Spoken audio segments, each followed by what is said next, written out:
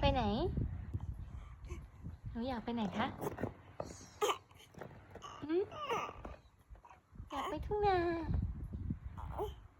อยากไปทุ่งนาเหรอคะอยากไปทุ่งนาขับเป็ดไปเลยลูกนี่ไงเป็ดหนูขับเป็ดไปเลยค่ะขับเป็ดไปเลยค่ะ